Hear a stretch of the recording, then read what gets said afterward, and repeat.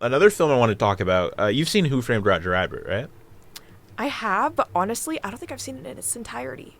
Okay. I What do you know. remember from the movie? I remember watching Jessica Rabbit come on screen the first time and going like, "Damn, that's swagger right there." Yeah. Like, So fun fact about that. So basically the whole movie is basically just Chinatown, but like animated. yeah. Where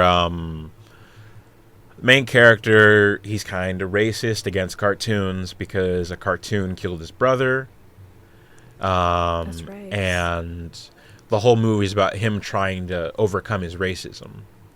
Okay. Surprising plot for a Disney film, Yeah. you gotta say. I was like, wait. Or his toonism, I don't know the right word, but since Toonism. they're technically not races, cartoons, but Yeah.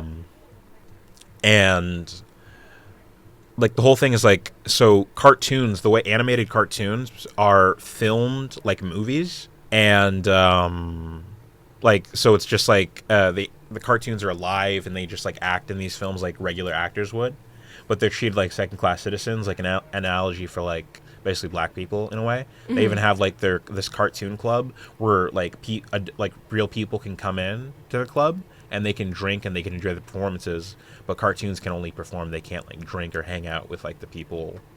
Yeah. Whoa. In a Disney movie? In a Disney movie. That's insane.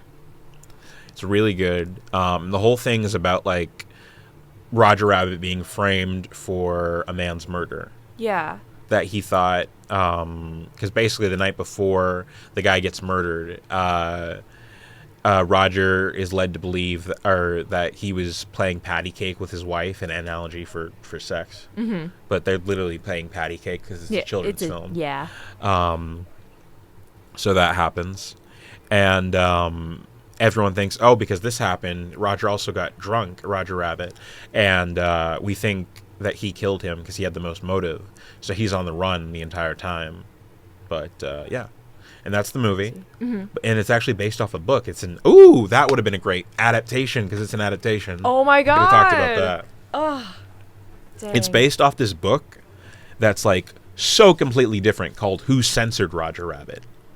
So Ooh, in that censorship. world, they don't act, the cartoons aren't animated films, they're in comic strips.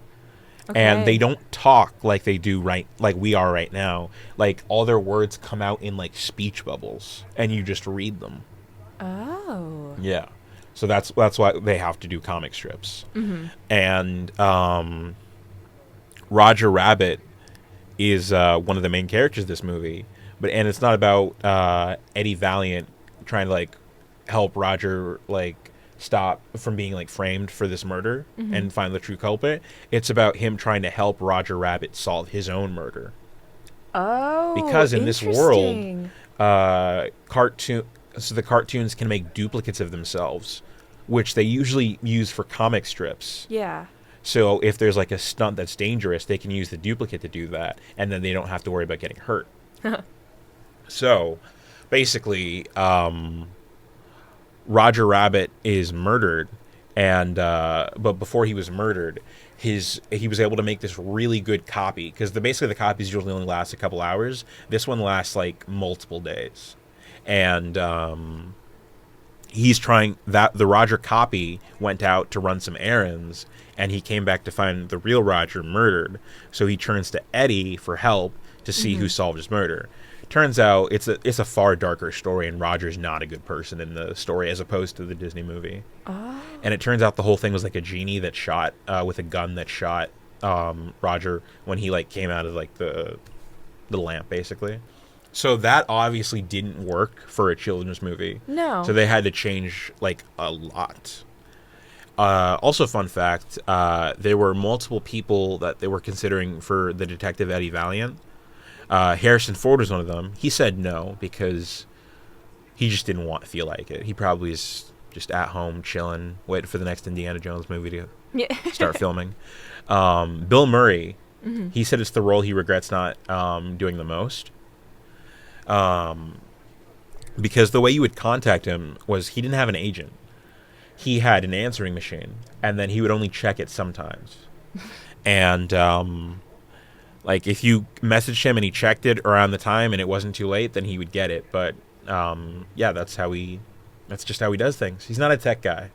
You know what? That's fair. He Fair was enough. on he was on the Joe Rogan podcast. It was so funny. He was like, "Yeah, so I don't know who you are. I don't like have like YouTube or anything like that. So I don't." Yeah, it was so funny because Joe Rogan's also a comedian, which people Yeah. don't know. Some people don't know that. I knew him when I was a kid because he hosted Fear Factor. Yeah. But I just love Bill Murray not knowing who Joe Rogan. I just thought that was the funniest thing ever. Just like, and then like halfway through, he's like, "So do you? I know like we have like mics. Do you? I see cameras. Are you recording this?" And he's like, "Yeah, yeah."